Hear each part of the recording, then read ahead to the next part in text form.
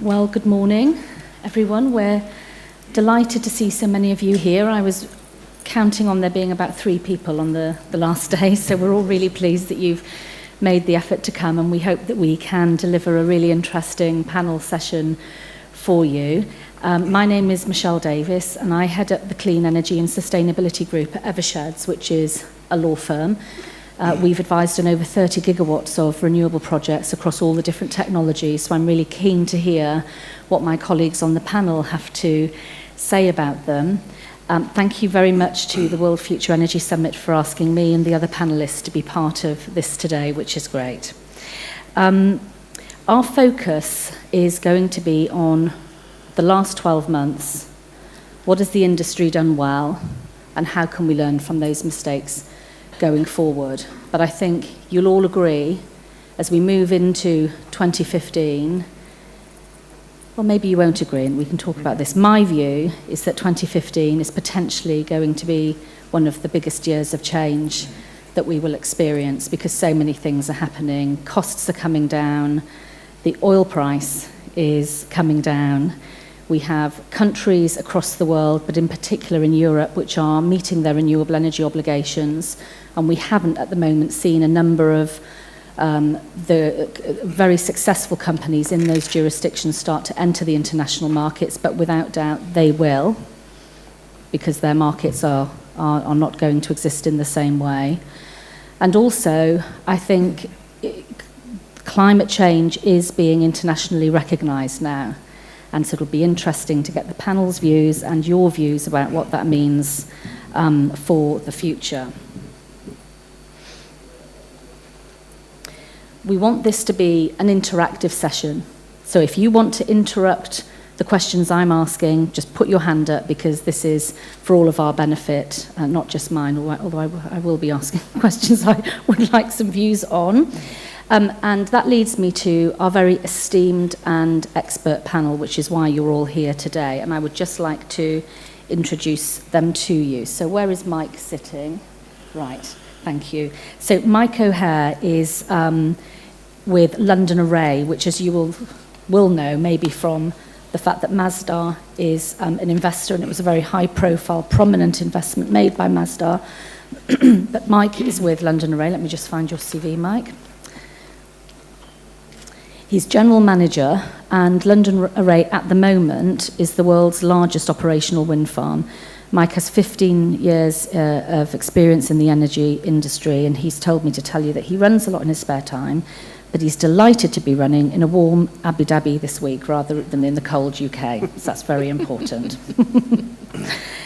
Our other panellists include Alla Weinstein, who is an engineer and business professional. She's had 20 years in the industry.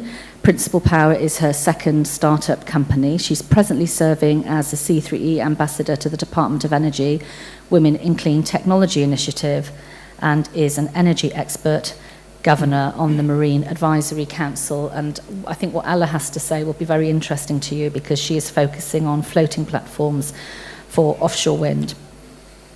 We then have Joseph Desmond, who is right at the end, and I'm really looking forward to reading his CV to you. So he's been in this sector for 3 decades, and he's had numerous executive roles under the California Governor Arnold Schwarzenegger, including Deputy Secretary of Energy for the State Resources Agency, Chairman of the California Energy Commission, and Undersecretary for Energy Affairs. But he was recently appointed to the US Department of Commerce's Renewable Energy and Energy Efficiency Advisory Committee, but he also is on the board of ACOR, which you'll know is a very important renewable energy association in the US. And he's just at the end there. Dr. Martin Grant, where's Martin? There, right on the end, is the CEO of the Energy Division in Atkins, which, as you will know, is an international engineering consultancy. He's an engineer, and he's worked in the oil and gas, renewables and nuclear sectors over a period of 30 years. I should have added up the number of years' experience that people have. Next, we have Jörg Heinemann. Where's Jörg? Yeah, he's next to me. And Jörg leads SunPower's global power plants business, which is nearing completion of the world's largest solar plant in Southern California. It's called Solar Star, and it's almost 600 megawatts. So hopefully Jörg will tell us a little bit about that. Jörg has been with SunPower for 7 years, but he had 20 years as a senior partner at Accenture, and he's recently allocated to France from San Francisco. If you're interested, he has 4 children, and they're aged 8 to 21, and he is addicted to cycling and triathlon. So maybe you should get together with some of the other panelists and have your... Right. Our next panelist is Yusuf Al-Ali, and Yusuf is here. Many of you will know Yusuf. He's the general manager of the Shams Power Company, which is a joint venture between Masdar, Total, and Abengoa Solar. And it is, as you will also know, developing one of the world's largest concentrated solar power plants in Abu Dhabi with a capacity of 100 megawatts. Yusuf's role is to direct and manage and coordinate all the development and operational activities, so quite a large job. And he has over 9 years of experience in the renewable energy and petrochemical industries.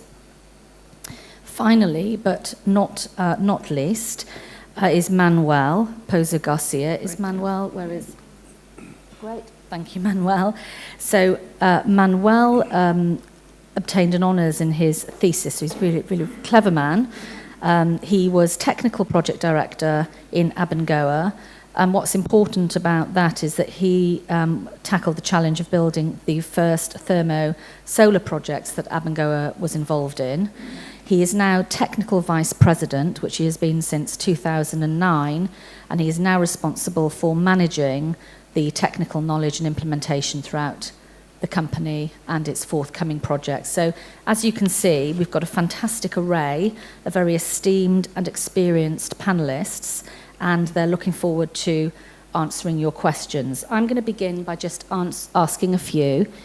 If you have any questions in connection with the themes that we're covering, then please just put up your hand. We want this to be interactive, as I said earlier. So the first question I want to address to Mike O'Hare, who is with London Array, which is an offshore wind project, as you know. What common themes would you say that you've seen, Mike, over the last 12 months? Because there has been an awful lot of change in the offshore wind sector, particularly in Europe, with programmes being reduced but costs coming down. What common themes exist for you, and what lessons do you think the industry has to learn for the future to make a success of it? Okay, thanks, Michelle, and good morning, everybody.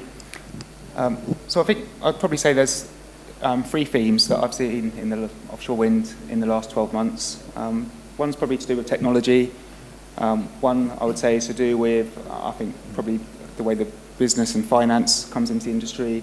And the third thing is probably to do with the performance of the sector. I mean, so regarding technology, I think what you've seen is the next generation of wind turbines starting to come closer to reality. We've seen the Siemens 6 megawatt turbines installed at Westernmost Rough Wind Farm and starting to operate. We've also heard news about some of the next generation of 8 megawatt turbines from Vestas, for example, from Areva, and commitments to get those going. Plus, I think progress on Alstom's 8 megawatt turbine together with GE. On the business side, the kind of business models and finance, I think there's probably been a number of things there. We've seen the first non-recourse project finance being agreed for the Gemini wind farm in the Netherlands, 600 megawatt wind farm there. We've seen at London Array, for example, there's been a new investor come in March last year, Caisse de dépôt et placement du Québec, Canadian called Quebec Pension Fund, one of their largest institutional investors. New finance coming into the industry there on the equity side. Another one of London Array's investors, actually, E.ON. I mean, you've seen more recently, they've made an announcement just on the whole business scale to change their model and to spin off some of their conventional exploration and production assets, trading and conventional generation assets to focus on renewables, on the customers and on networks. So definitely a big focus on renewables coming there. When you come to the performance of the industry, I think we've really started to see offshore wind showing what it is capable of. back in the UK, I think there was one day on the 20th of October was the first day that, not just offshore, but actually total wind energy in the UK generated more than nuclear energy for the very first time. That was just for one day, and there's particular circumstances, but I think it's really starting to show the maturity of the wind industry. Looking at London Array particularly, London Array's been operational for just under 2 years now. Last year was really our first full calendar year in operation. You saw a capacity factor of 40%, availability of 90%, generated a record 2.2 terawatt hours of energy. It would be the only offshore wind farm to have generated more than 2 terawatt hours in a calendar year. So really seeing, I guess, what's more utility scale energy now. That the energy London Array generates is equivalent to about the sort of a city the size of Birmingham in the UK. I think when we're looking at lessons learned, there's probably a number of things there, and I know Ala's going to talk in a little while about the technology, so I'll leave that bit to her.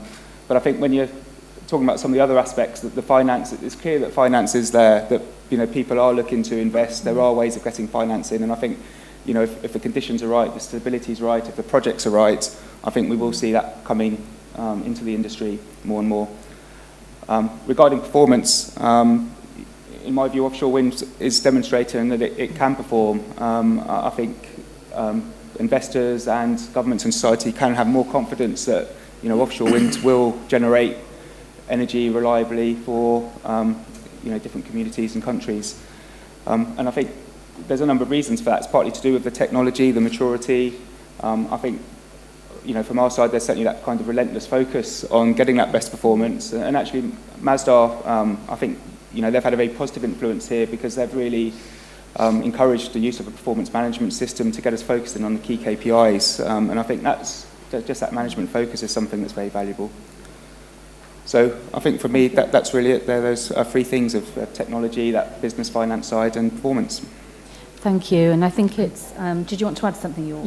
I'd love to. In fact, I'd add an overarching theme of, I think, both wind and solar, and frankly, most of the renewables sector are evidence of what started as an economic experiment that's frankly working. So if I rewind a little over 30 years, when we moved, my dad moved the family from Germany to California. He started a solar company. That was during the Carter administration, the first wave of incentives. At the time, it was thermal rooftops.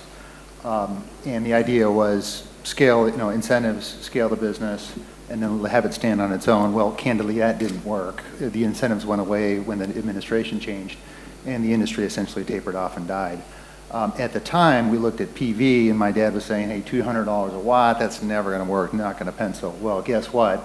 We get to the 2000s, 10, 15 years ago, we go through another wave. Governments of Germany, California, Italy, and others around, providing incentives of various forms. Same thesis, but this time it's worked. And we've seen the industry scale. And now where we sit is, we look ahead, and frankly, every bid we're doing works on an economic basis in almost all parts of the world. And in literally just 3 to 4 years, 7 years ago when I started with SunPower, all we talk about in our executive meetings is which feed-in tariffs do we chase and how do we optimize around the incentives. We're not doing that anymore. We're looking at where does it make economic sense. And the same thing we saw, wind was ahead of us in that, but that means that we're here to stay, and that gravitational pull of the economic benefit of solar, that's here to stay. Thank you, Jorg. And I think you make some very important points. I think the problem that the offshore wind sector has faced is scale, though, with a number of European countries scaling back on their programs. And the other big challenge is the one Mike referred to around financing, because it's been very difficult to get non-recourse debt finance into the offshore wind sector because historically the utilities had developed the projects and they had balance sheet and credit rating concerns, but it's fantastic to see in Europe that we're starting to overcome that with really good, robust financial structures, which are also quite innovative.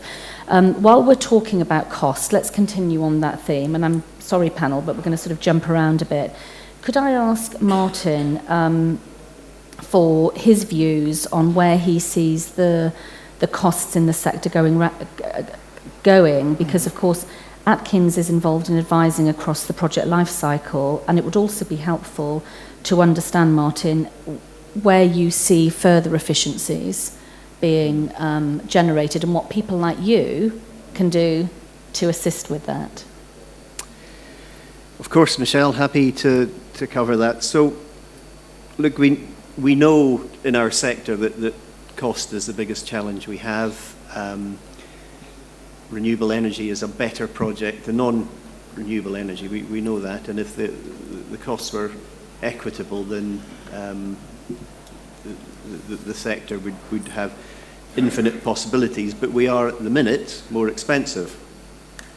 So we have to address cost, and I sort of see the issues as being in three buckets, if you like. So there's a technology piece, so there's a lot of fantastic innovation going on that will give us cost advantage in the future, and colleagues in the panel have already touched on that and will continue to do so as the conversation goes on, I'm sure. Then the second bucket is experience, if you like. You know, if we've got a new technology, the first time it's deployed, it's probably quite expensive, but then as we deploy that technology over a period of time, the cost comes down because we learn more about it. So good, no problem, that helps too. The third bucket is project execution. So a given technology in a given location could have an incredibly wide range of outcomes in terms of outturn cost and schedule and operational performance, depending on how well that project is executed. So this is the art of project management. So why do we talk about this? Well, if we're honest with ourselves, the renewable sector has not been at the head of the pack in terms of its quality of project execution. We've seen too many projects late, we've seen too many projects over budget, and we've seen too many projects that don't deliver, this is the killer, don't deliver the thing that they said they would. Now, we touched on finance there. One of the problems we've got in raising finance in the sector is a certain skepticism about how well we deliver things. So for me, the journey that the sector is on in terms of project execution is really key. I think it's a positive story because we're getting better at it. But the underlying challenge is often that a typical renewables project will have some sort of subsidy mechanism, and that's usually got a timeline on it. So you've got to get your project done by this point to get the subsidy. So that sort of builds in a bit of a rush at the beginning, perhaps when there isn't much financing. And what that does is attacks the absolutely fundamental number one important thing in project management, that you front-end load your project. You've got to get your thinking early, because good decisions made at the beginning of the project pay a huge benefit. If those decisions are left to later in the project, it's actually too late to get the benefit. So any guru in project management will tell you front-end loading is the key. And often we've not done that in the renewables sector. We haven't invested in the thought early on. So that's about technology selection, it's about your procurement strategy, it's about how you schedule the project, it's about how you build an experience. These things are all critical. So Michelle, I think for me the big opportunity we've got, and I can see many people grasping this across the industry now, is to front-end load the projects with the thought, with the experience, and that'll give us a much more reliable outcome in terms of cost, schedule, and scope. Thank you, Martin. So I want to take issue with you, I'm afraid, as much as I like you. But I'm going to get Jorg to come and do my fighting for me. I'm not sure I agree with what you've just said about finance being restricted because of the inability of certain technologies to deliver what was expected. But I've had a chat with Jorg and he's agreed to fight the battle. So, Jorg. I had no idea this panel is going to be so much fun. So I agree and disagree. I agree the themes you mentioned are indeed issues and challenges, but I believe they've largely been overcome by the leaders. And I'll deal with it on the cost side, and cost and execution side first, and then on the financing side. I believe that the leaders in the industry, and SunPower is one of those, are succeeding and are winning because we're managing the costs holistically because we're managing the projects from the very early development stages all the way through O&M, taking those learnings, factoring them back. In the time I've been at SunPower in 7 years, we've taken our panel costs down by a factor of more than 4. Our BOS costs have come down by a factor of 2 in just the last 2.5 years. And the reason the way we've done that is, the same way that the automotive industry has and many other industries, is basically, addressing the problems and issues that you touched on, and doing that systematically. And candidly, we're just getting started. So, as far as we've come, I look ahead, I look at our cost roadmaps, I look at the innovation opportunities, the lessons learned coming off of our projects, feeding those back into the kind of the central pool where we define the work instructions that go out to all of our jobs globally. Lessons from South Africa applied to Chile, applied to Solar Star in California. And there are waves of innovation left. So I believe, A, we are executing, and B, there's more to come. On the financing side, I think that's something where we've seen, especially in the last few years, a flood of money as the capital markets and debt financiers have realized that renewables, particularly solar, are safe, good, solid investments for the long haul. And the cost of capital has come way down. So if you think the three components of cost in solar, it's PV, that was the first to come down dramatically. Second is BOS, that's been attacked hard. And now just, over the last, say, 18, 24 months, we've seen financing fall like a rock. That's what's fueling the low LCOE prices that we're seeing, the growth in the industry, and the long-term market protection, the long-term potential. Thank you, York. You can take your gloves off now. But Martin, that was the point I wanted to make. There is just a flood of cash in the market, or capital in the market at the moment, looking to invest. We'll come back to it, because I need to focus on how those costs can further come down, because for offshore wind, the main costs are in all of the work that is done by the fact that the project is offshore. And ALA, this is your time now to promote what you're doing, is focused on floating platform technology for offshore wind turbines. And if some of you think that's slightly strange, there are companies like Statoil who are also doing the same, and it is regarded that, and Mike, you can let us know your views on this, but amongst our clients it is being taken very seriously. So Ala, would you like to explain what you're doing and how that will impact on cost, please? Sure, thank you very much. Well, maybe before I address how we're impacting the world, we can talk a little bit about the company and what is it that we're doing.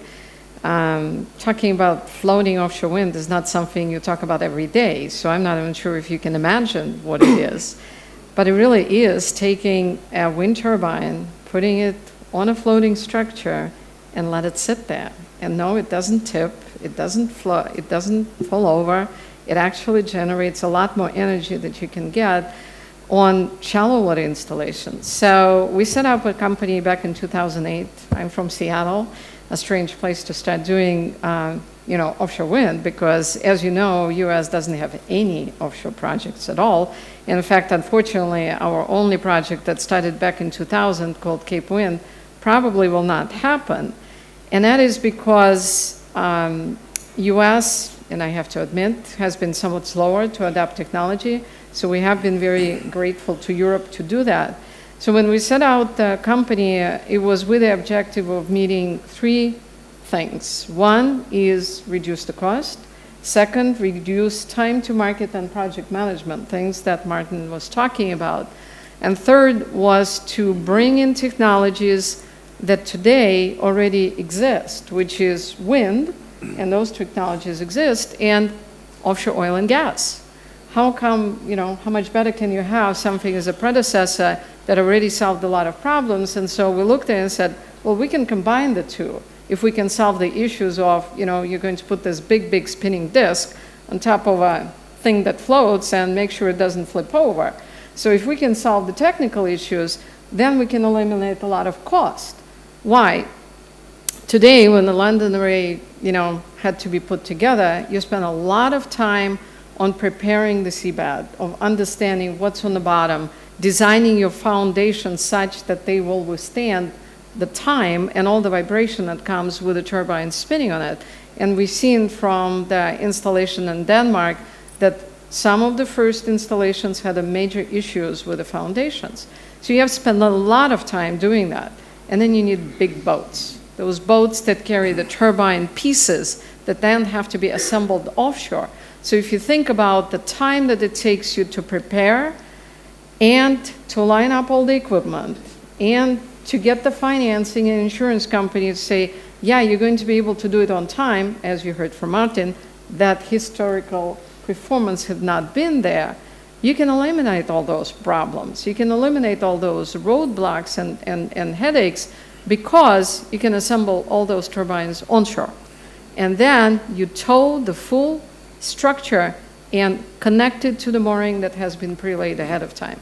So if you think about time, uncertainties, weather delays, boat costs, we basically eliminated all of those. And the result is we have a prototype installed in Portugal. Yes, we're a US company and we installed the first offshore wind turbine, just happens to be 3,000 miles offshore in the territorial waters of Portugal rather than US. But it is there. It has been in operation for over 3 years, delivered over 12 gigawatt hours into the grid, and we have demonstrated that you actually can build the whole thing on shore, use one small anchor handling vessel to do all the installation, and put it in the waters of the country that otherwise would never been prone to offshore wind, which is Portugal, because it has no shallow water locations at all. Now, if you think about the world, and if you think about where do we have shallow water installations, it's going to be exactly where we see the offshore wind development, South North Sea.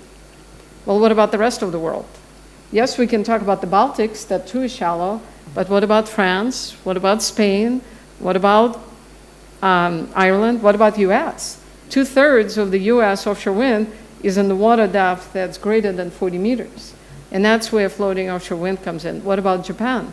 Japan, as you know, after the nuclear disaster, basically shut down all their nuclear plants. Now, yes, they restarted a couple of them, but in practical sense, their best renewable energy source is an offshore wind, and it's all in deep water. And so what we're creating, as I kind of joke with fixed foundation offshore wind, we're creating the future, and that literally is. It's the future of offshore wind that's going to come with combining existing technologies of offshore oil and gas, turbines, and already next installation that we're doing, we're bypassing small-scale installations and we're going immediately to 6 to 8 megawatt turbines. So we're bringing in all the new technologies such that we can address the cost problems that Martin was talking about, address the issues that Michael was talking about, and even Jörg, because the financing is coming because they see where the future of offshore wind is going to be. Thank you, Anna. Good job. If I may, Michelle, just perhaps to add a comment, I'm going to be far nicer than Jörg here and actually agree with Anna rather than start a fight. But I think you're absolutely right. You know, that the fixed foundations, you know, you do see historically we've had big monopiles, big cylinders put into the seabed, and that does create problems. You know, we have had problems with vessels going out there. It does cost money. I think I was talking earlier with Martin really about just some of the issues we've had of shallow water locations at London Array. And yesterday, I don't know if any of you heard, I think Masdar, Statoil and Statkraft were talking about the new Dudgeon offshore wind farm and some of the lessons that they've learned and that they're putting into the new project there about getting that contracting right. But what you're talking about is really trying to eliminate the problem. And that's clearly the best solution for the long term. I think it will take a little while to get there on a mainstream basis, but I definitely agree. It's a big advantages. Thank you, Mike. Let's continue on the theme of technologies and focus on CSP. And I'd like to ask Manuel and Youssef to talk about CSP in particular, how this technology has developed in the last 12 or so months, and where they see the opportunities for the future. And then I'd like to come to Joseph, because of Joseph's policy background. What do countries need to be doing to secure a stronger CSP benefit, in addition to combining that with thermal energy storage? So there's a huge opportunity but what do policymakers need to be doing? So let's just focus on CSP for a moment. And Manuel, would you like to begin by just talking about the developments that you've seen over the last sort of 12 months or so in Abengoa, and what your focus is really going forward in terms of what you've learned? Okay, thank you, Michelle.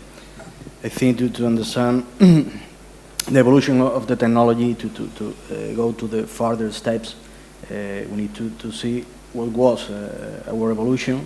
We started with the early designs in the 90s with heliostats, testing our technology in the Plataforma Solar of Almería in the south of Spain, and finally was developed the first commercial plant in PS10. We started with saturated steam, low pressure, 45 bars. So in that moment, the efficiency were lower, around 30% in the water steam cycle.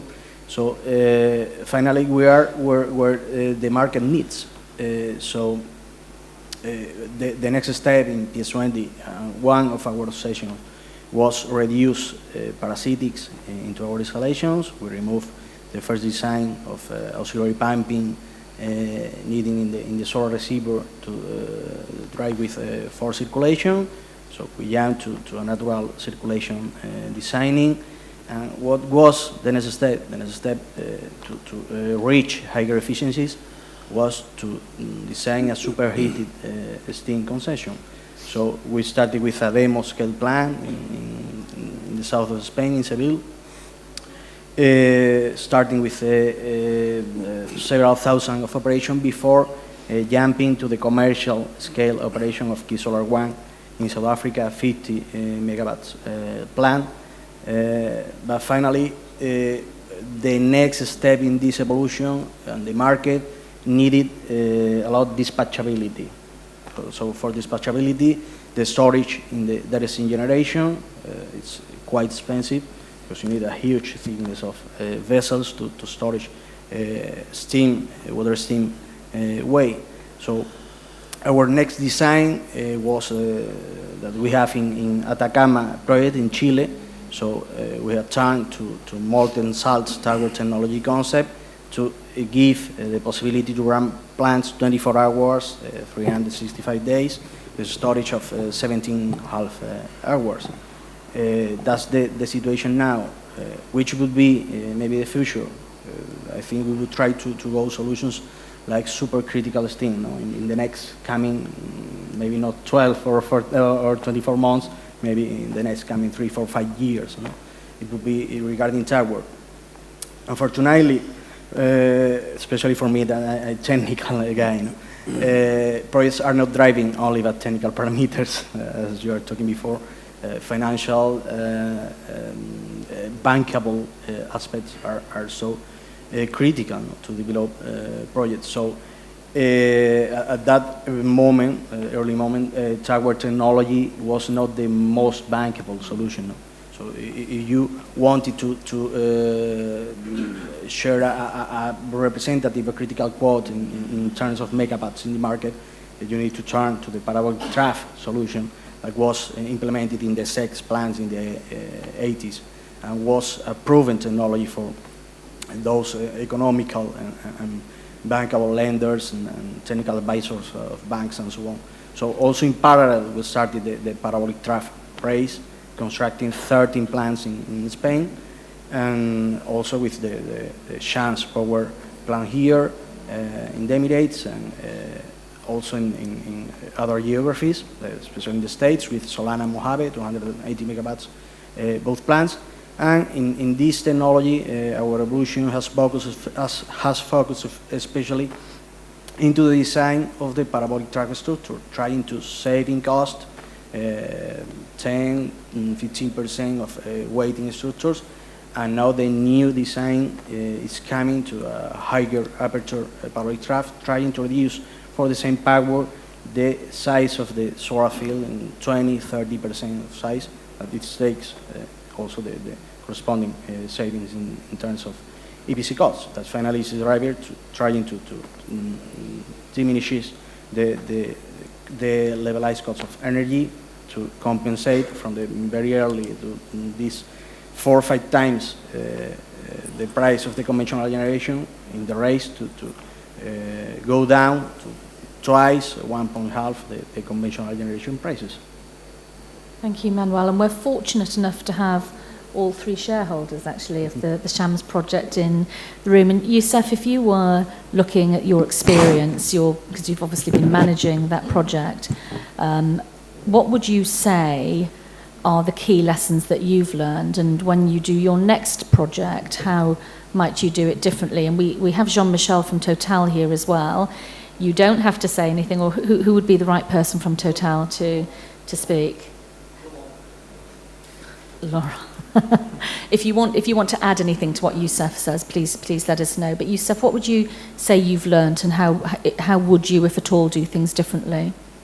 I think I'm very glad to be here today, and I have in the room here many shareholders, Total, Abengoa, Masdar. It's really a little bit stressing, but I'll try to be nice with everybody. I think if we think we need, when you think about developing a renewable energy project, whether it's a CSP project or wind project or a PV project, you need to start as a government. You need to start with the right legal framework. Once you have the right legal framework, you will start. The private sector will start acting by itself. You know, the prices achieved in Europe, in UK, for PV installations, and Spain, in different locations for different technologies, could not be achieved in the region here. The reason that the private sector is hesitant to come here and invest with unclear renewable energy target and unclear regulatory framework. I think this is the starting point. Once we have a clear regulatory framework, this will encourage the private sector to come here, will establish presence, will work directly with the subcontractors here in the region, training them, developing capacity in order to get the best possible offers and proposals. This is, for me, is the starting point in order to get the best value for the countries. The next step is the development stage. In the development stage, the developer / the government, utility off-taker, they need to define well the requirements, what we are looking for. Are we looking for a technology that will act as a fuel saver? Are we looking for capacity that can be reliable, firm output, can provide firm output? These things need to be very clear, because there is a big difference between having a photovoltaic plant now with a very cheap price that can act effectively as a fuel saver, different than having a CSP plant that more expensive, and at the same time bring other advantages required for the sector. So this is one element that needs to be decided by the utility, whether he's targeting only cost saving to get the best generation at the lower price without considering the element of firm output, or he's looking for a reliable technology that provides energy at any time. This is an important decision to be taken. Once we are clear with this, we go to the other development elements. What is the best site that can provide us the best cost possible? In this region, we don't have a lot of mountain. We have flat areas, but we have desert, and we have humidity. These things have big impact when it comes to solar, for example. When you are close here in this area, close to the sea, the radiation is much lower than going inside by 20, 30 kilometers. The radiation is much higher. The other things that you have to look at it when it comes to CSP in particular, the infrastructure required. You need a water supply. You need a gas supply in order to have firm output, in order to have reasonable price. All these elements need to be planned very well, otherwise it will cost you a lot. The connection to the grid, proximity to the grid, can cost a lot if you want to evacuate, if you are close to the city and overhead lines are not allowed, for example. This happens to us we develop projects in certain locations. We find out that you have limitations. With wind, you have limitations, environmental limitations, limitation with noise, limitation with height. All these things need to be studied in order to select the best location that can give you the best price possible. The other element also I want to touch upon is the impact O&M that can make on the project cost. Normally, we start the project, EPC contractors and developers, they don't really focus on this element, the O&M elements, although it has a big impact. They don't study it very well. When it can be very simple when it comes to photovoltaic, because photovoltaic installation is simpler. But when you talk, for example, about CSP projects, CSP projects are very complicated.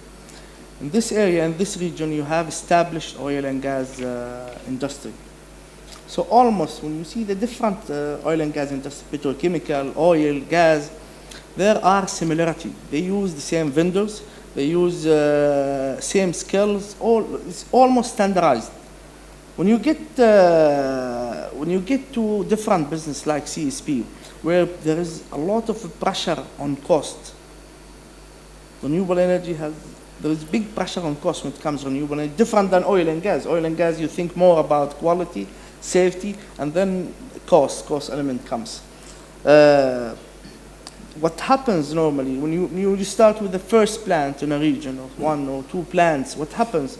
In order to follow your drive to reduce costs, you will be using different suppliers that normally don't exist in the region, don't supply the region, because this region is mainly based on oil and gas with different standards, with different qualities.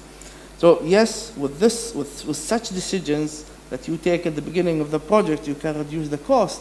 But once you run the project, you find out that yes, if I have certain valve, I need to get it from Europe. Have issues with, for example, critical equipment, and I find that the supplier doesn't have a shop in the region. And when I start also digging to the problem, I found out that I will need more spare parts to cover this problem because I cannot run without having a backup plan. All these elements, you have to look at it at the beginning. You make sure you have the right supplier with the right presence here. You make your spare parts strategy from the beginning. And whether you will have the spare parts yourself or you will have a supplier close by to supply you different services that at the end with better planning can help you to achieve better cost. I think this is much simpler when it comes to photovoltaic. You have a huge plants, huge areas that use similar things. You can justify having spare parts. But when it comes to a complicated plant like concentrated solar, you need to be careful with all your decisions that you take at the beginning, because it will really have an impact on the O&M. Yes, you'll achieve the best possible outcome with the EPC, but you will have the consequences when it comes to the O&M, and you will pay it at the end. Thank you, Youssef. And you touched upon the need for a strong regulatory or legal framework, so thank you for the plug for my profession. We believe it's very important as well. But seriously, you talked about regulation and the need for that to be very clear. And I would like to ask Joseph about what policymakers need to be doing to encourage CSP. I think many of us, when we first met, it was when Saudi Arabia was launching a significant solar program, which included a significant target for CSP. And unfortunately, that didn't come across, but a framework was beginning to emerge. And so, Joseph, would you like to share your views on what you think needs to be done, and in particular, which countries you think have the appetite for doing this as well? Sure. Can I start by disagreeing with the role of lawyers? Just kidding you. So there's a few things. One, what I'm going to say actually would apply to any renewable resource, and that is regulatory certainty. Regulatory certainty allows the development and the finance and the legal community and everybody else involved to understand and plan efficiently for making investments over time. So whether that's CSP or wind or PV, that consistency is critical. The same with clarity on the rules regarding permitting. What do I need to do to satisfy this obligation? What is the process that I understand going in that I'm not going to be surprised But also there's an element of long-term commitment. And the example I'll give you is going back to California under Schwarzenegger when we were kicking around the idea of at the time we called it the Million Solar Roof Initiative. We later expanded to that. In there was a discussion around the importance of making a long-term commitment. And so that's why you saw a commitment to a goal of, I want to say at 13, I forget the number of megawatts at the time, but 10 years of incentives with the idea that they would decline with predictability over time such that businesses could make investment decisions in equipment, in training, in employees, in a whole host of those things. So that's always at the top. But with respect to what we have learned, since this is the lessons learned for our solar and wind, and I'll try and keep it somewhat generic, but when we look at Ivanpah, and I'll just note that this now is the 1-year anniversary this month. It's actually February 14th is the day we celebrated, but the actual date in which our contracts all occur, they trigger in January. It's 1 year, and I can tell you that despite what you hear or read in the press, the project was always intended to ramp up, and it has met its contractual obligations for revenue and energy output, despite assertions to the contrary that typically show up by project opponents in the media. Having said that, Ivanpah gets in the news a lot because it sort of is a microcosm of policy around clean energy, climate, tax policy, land use policy, you name it, there's elements, and where you are on any side of those issues, you're going to say, well, I'm either for it or I'm against it. And there's a lot of lessons that we have learned. I could spend a lot of time, and I'll touch on the main one in a moment.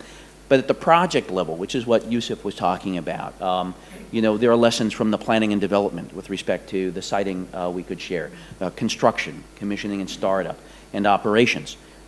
There's lessons there even on technology and how to deal with the media proactively on communications. But what I would say is that globally, as the amount of renewable energy is increasing, in particular variable resources, that utilities and policymakers are increasingly looking to technologies that can provide, that help ensure grid reliability without increasing emissions. And CSP with storage is one example of that type of technology that can be used to address that. Clearly, our view is that we're not competing against photovoltaic and wind, but instead CSP with storage is complementary. It's complementary because it provides the necessary grid reliability capabilities necessary to maintain that reliability without increasing costs. So there's a lot of studies that have been done. I'd encourage you to, in a moment, to look at what those benefits are of the CSP with storage plant. And in fact, there's one report we put out in December, the Alliance is us and Abengoa and others, called The Economic and Reliability Benefits of CSP with Thermal Storage, Literature Review and Research Needs. It's a 124-page technical document. It's available on the website, our website. But it goes into deep analysis of what these impacts are, looking a lot towards the California grid, but also international impacts in China and South Africa. And so I'll highlight what we're already seeing at high levels of penetration. It can be dealt with, but include increased ramping rates. As PV comes onto the system, it's shifting the net system peak, meaning if I'm the grid operator, that's what I have to serve, net of my must-take obligations. It's shifting it to later in the day, and that's impacting what the marginal capacity value is. More importantly, we're now starting to see periods of overgeneration occur during the day. Well, if I'm here to finance a plant, and now I'm facing the prospect of curtailment, that impacts my financing. So that's an issue. Likewise, the general reliability impacts, and there's a lot that can be done in terms of balancing markets and intraday trading and a host of other things, but having flexible resources like CSP with storage can be a benefit.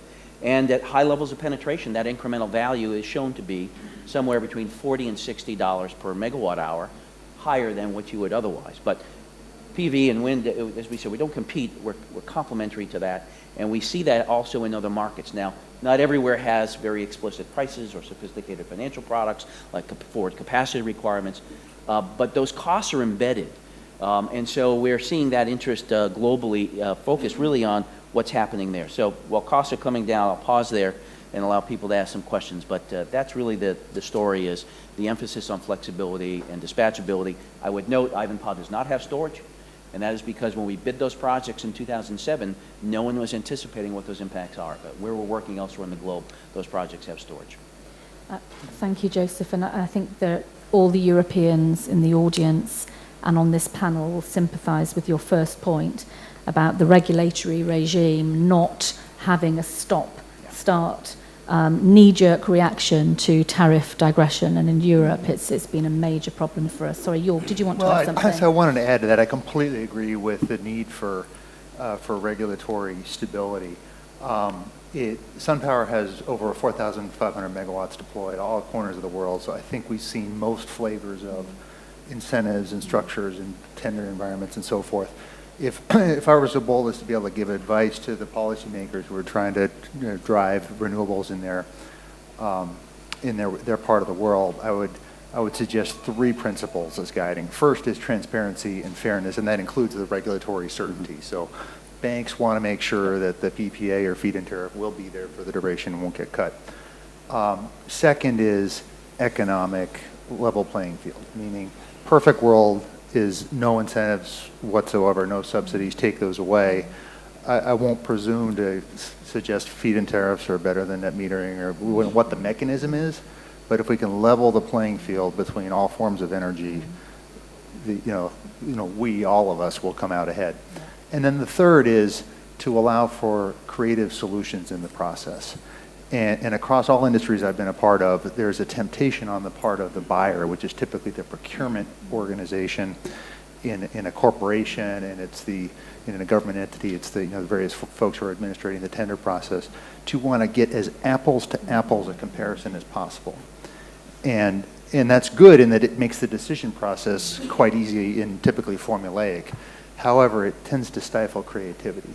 So to the extent that policymakers are able to set an outcome that's desired, that can be a PPA price, it can be stability, it can think of the characteristics of the solution, and then let the different solution providers and developers come in and propose a variety of ways to achieve that outcome, including different solutions, whether it's CSP, PV, wind, blends, bringing in storage, et cetera. We'll be better off as an industry and frankly as a planet. I'm sorry, just add one other comment, guys. I think that's excellent. Sometimes, what they say, perfect can be the enemy of the good. In the evaluation process and constructing these rules, sometimes there's a trade-off between simplicity and getting the numbers correct. And it's worth focusing on simplicity because it reduces the transaction cost from the perspective of the customer to make that investment much easier. So I just emphasize that's another key point. Make it easy. Great points. Thank you. So we've sort of covered a wide range of issues which we hope will give you a flavour across different technologies, what's been happening in the last 12 months and what we need to do for the future. I would now like to open the questions to the floor. So does anybody have any questions? There are lots. Okay, so if we go to the gentleman at the back first and then come down to the gentleman here at the front. Could you please say your name and which organisation you're with, please. I know who you are, but others won't. Yeah, my name is Karel de Winter from All-Star Solar Systems. We're a local system integrator based here in Abu Dhabi. And we just completed one island electrification here in the Western region. So my question is actually for Mr. Weinstein, because I'm very apprehensive of the costs of logistics on working on remote locations. But in your solution, you also have a dedicated power transmission line that needs to be built over a long distance. So I would like to know where can we scale in principal power, dollar cents per kilowatt hour, total cost of ownership, so I know where to put principal power compared to other technologies that we see. If you're looking at the levelized cost of energy, I believe that's what your question is, right? Levelized cost of energy is a bit tricky because actually your sales price of kilowatt hour to the utility that we're looking for. Well, realizing that today we only have 3 floating offshore units, actually 4, I'm sorry, there are 4 total, for a total of 8 megawatts. There are 4 units with 2 megawatts each. Have been installed for less than 4 years. There is not a lot of yet data to actually say what it's going to be in a large scale. So we do have projections, we do have the targets, and we are looking at kind of meeting market parity in terms of per kilowatt hour cost, probably when we get to become commercial, where we install something like 40 megawatts, 50 megawatts installations. Today, we have 1 unit of 2 megawatts sitting in Portugal. The next 2 units, or 2 installations, we're doing one in Portugal, 25 megawatts, and one in US, 24 megawatts. After that, we probably will see the price of energy drop to something where solar was probably at the beginning, or maybe where onshore wind was back at the beginning.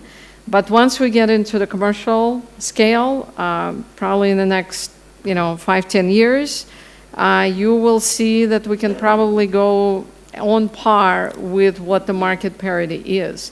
It all evolution, it all time that it takes you to get from a single unit to a real commercial farm. So that is the projections, not just ours. We had DNVGL looking at what the cost curves are going to be, and that is what we are projecting to do. And we can see it as the offshore wind, already today is pretty much closer to what the markets would bear. We can see that the floating offshore wind can actually surpass it because we're eliminating so many costs already today. Okay, there was a question here from this gentleman. Yes, thank you. Christian Ritter, I'm independent financial advisor. And my question goes to operating experience. And as we know, like financing is mostly linked to unpredictability of cash flows. So my twofold question is basically, what is your experience of how you have met your O&M costs? And second, how is your experience on how you've met your resource estimations? Because those are the two main drivers of limiting financing. Manuel, would you like to answer that question? It was, how have you met your O&M cost provisions? Yeah. And how have you met your volume prediction of kilowatt-hour production? Okay. I'd love to Thank you. Yeah, and finally, how you mitigate this risk, sir? Yeah. We have a evolution also in the case of operation and maintenance in our solar plants. The very first stage, we need around 30-40 people per shift in operation and maintenance, and now we are optimizing those costs, reducing the half, approximately between 15-20 people per shift. The main comfortable reason is those plants that are operating, and people from banks, lenders, and technical advisors won't touch both technology and operation and maintenance perception regarding the plants that we have constructed. And we have plants in all geographies. It's basic this training that Joseph was commenting in their speech, and the development of training concept with local people, skill with our previous experiences in our previous plants. Okay, did you want to add to that? Just a quick, so in our fleet of operation, which I think is over 800 plants of various sizes now, almost 15 years of operations, we're militant on this, and this is one of the top due diligence areas for any financing, particularly the bigger items. Short story is the systems as a fleet average are overperforming consistently. We have sophisticated models on the front end. We monitor those continuously. And then most importantly, we take the learnings from the field. So where there is an issue, for example, you saw us highlighting our robotic cleaning solution. Well, that was based on finding that cleaning is the #1 impact on performance in the field. If you clean effectively, you can get up to 15% more output out of the same system, particularly if you optimize it. And then, by the way, there's a water savings and a cost savings factor that ends in. So there's a ton of sophistication, and the scale helps. So having a big fleet and being able to make those investments allows us to give greater security to our customers and assurance that we will meet the performance obligations for the life of the system. Could I ask just a follow-on question on O&M? And actually, what ALA is doing is significant for O&M, because in the offshore wind sector, the costs aren't, the big costs are obviously on the O&M in terms of getting out. But one of the things that we as lawyers are coming across at the moment, and I had a call yesterday from a client, and it's becoming a common theme. The developers want to do their own O&M, including immediately after commissioning. And in our experience, that's sometimes, depending on who the developer is, that's been quite difficult to get banked on a non-recourse basis. Do any of you have any views or experience on that? their own operation and maintenance about the client. If you as the developer do your own O&M, and so for example, rather than the turbine, in particular for onshore wind, it's more of an issue. Have you come across that much? Because that is something we're being asked an awful lot about at the moment. We have several experience and all the alternatives and all possibilities can be adapted. The main key you can do we can have our own operation maintenance and do this service to the client for periods of 2-3 years, where is the warranties of the plant running, and after this period to transfer to the client the operation maintenance. As what the sample in the integrated solar combined cycle that we constructed in Morocco, for ONE. They want to a contract of 5 years of operational maintenance. Finally, they have extended this contract another 5 years, but the program was to transfer with maybe 6 months, 1 year of transition. That is quite critical for this training that people from the client wants to be transferred the operational maintenance.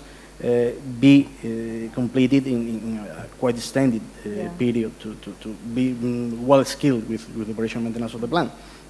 It can be done at the moment of provisional acceptance of the plant, also that the client has to be involved in the last 1 year construction of the plant. It can be done requiring the moment. Thank you.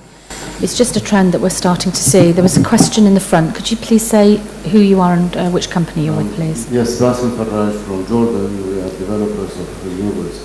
My question is, there has been a step down in cost of generation with PV, with the Aqua, DIWA signing of the agreement of 200 megawatts. And I think this is fairly significant for all the renewable energy projects, particularly PV, and for those countries where they have already a feed-in tariff built on much higher numbers. Governments are feeling now that they have been somehow, not had the best deal ever since the reduction has been so dramatic. I would like to hear the views, of course, of the developers here, because particularly with Shams, with the numbers as high as they are, what is it that makes it go down so much, and how sustainable is that price? Is it really something that is a plus or a minus for the PV industry? Because it could be also a discouraging factor when it comes to IRRs. Yes, no, I understand. Can I just let you know, actually, that Paddy from Aqua is going to participate in an event that MESIA, the Middle East Industry Solar Association, is organising, I think on the 12th of February. If you want to be invited to that, please just let me have your card, because I'm currently on the board. But we're also trying to organise it as a webinar so people who aren't in the country can join in. But he's going to explain precisely that. He did a presentation, I think yesterday or the day before, Joe, and he explained that the 3 key areas where they were able to achieve, I know what their IRR is, but I won't say, but it was on the financing, EPC and O&M obviously, but it's an excellent question. So let's go to the panel. Who wants to take that one up? Yeah, Youssef? I think when it comes to dealing with technologies like renewable energy, I think this will continue happening. Technology will continue to be cheaper. So you cannot regret your decisions. In 2008, CSP was much cheaper and more attractive than photovoltaic. Photovoltaic was 5 times more expensive in 2008. But this is normal with technology. Technology will continue to evolve. Costs will continue to go down. You have to take your decision based on the situation at the particular time. Take your decision at that time. You evaluate the different options, and then you decide. So I think PV will continue to go down. Next year the prices will be lower, even lower. CSP will continue to improve. Efficiency will go down, and the advantages that it will bring, continue to bring, also will continue to be better.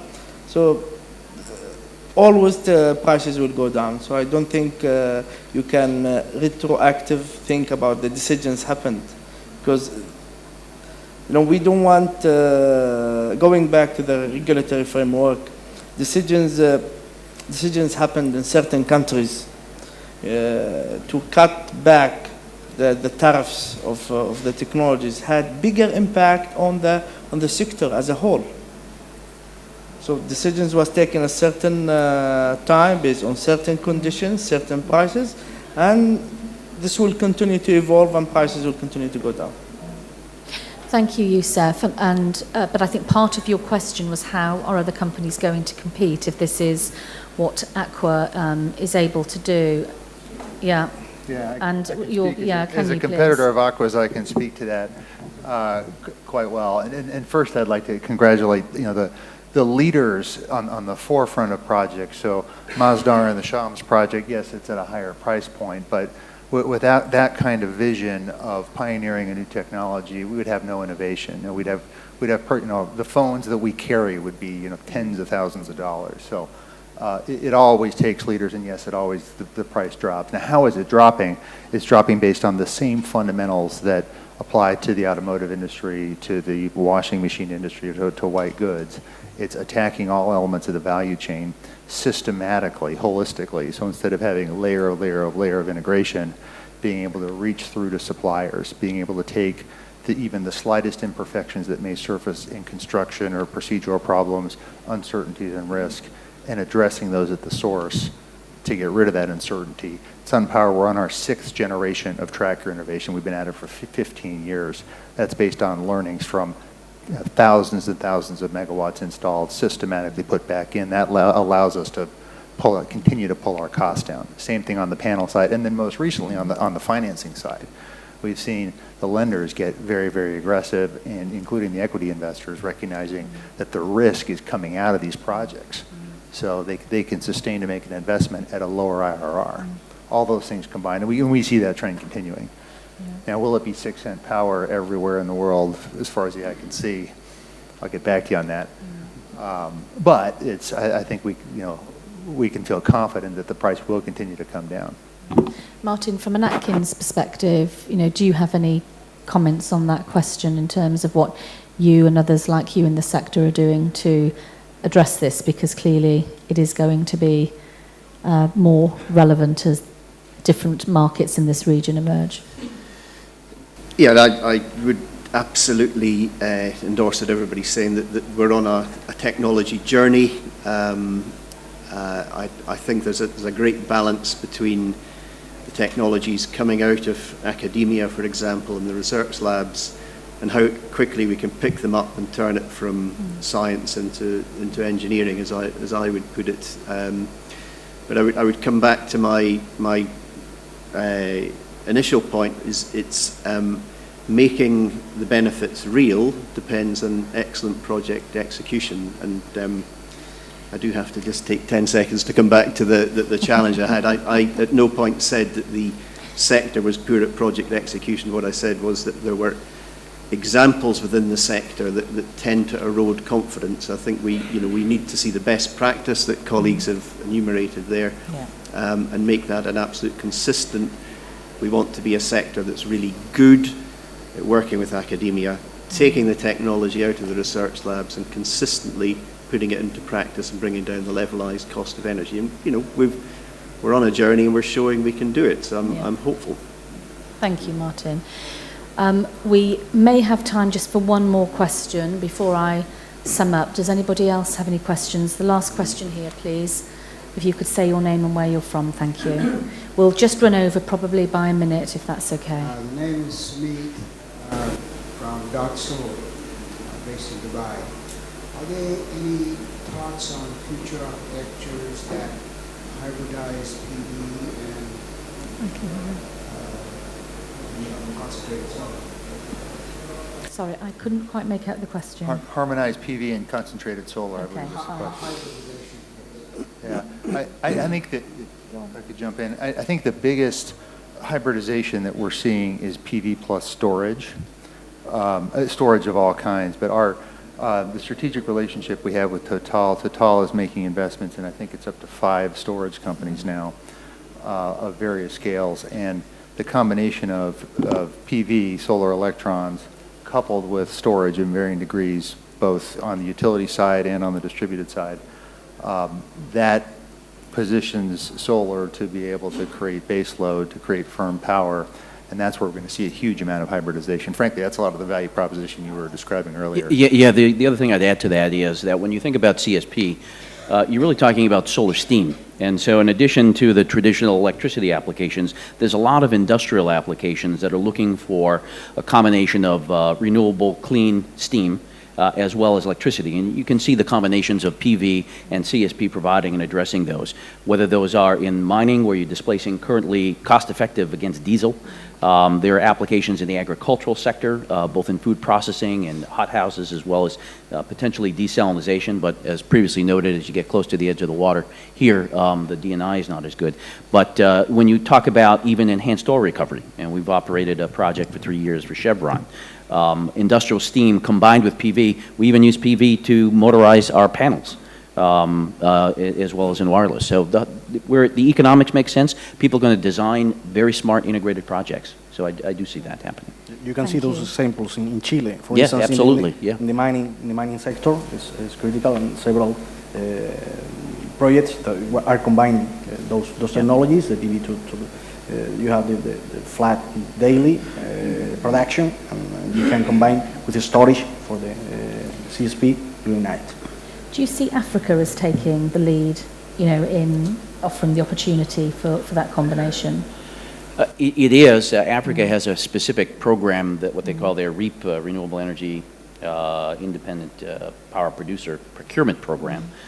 But nonetheless, yes, they have tariffs specific to CSP, and they have a commitment to a number of rounds. Yeah. That's the clarity that you see. The industrial steam applications are not the same. It's really, they have electricity crisis underway. They need all the resources they can get. That includes rooftop PV, central PV, CSP for flexibility. They really need to improve the utilization and availability of the current coal fleet. They're adding additional resources, as well as more traditional energy efficiency and demand response solutions. So I think policymakers certainly are trying to take a holistic view of the market, and all of the above, given the demand, is clearly with the climate objectives where people are pursuing. Okay, thank you. Well, that just leads me to sum up. Thank you for your questions. They've been excellent, and I've learned a lot today. Clearly going forward, financing isn't an issue. We've got the financing. The focus is on two areas: continuing improvements in technology, which will continue to bring the costs down, but also, as Jorg and others have said, looking at the entire project life cycle, dissecting each component part and taking control, de-risking the project, and understanding how we can further reduce cost. Aqua has led the way.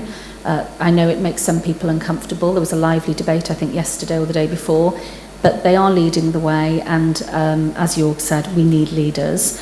I would just like to tell you something very quickly. Evershed and PwC have produced the second edition of our Renewable Energy Guide.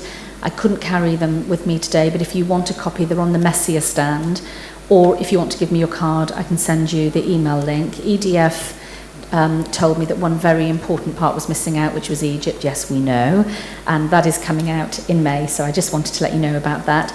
And last but not least, would you please join me in thanking our very esteemed and expert panel. Thank you, everyone.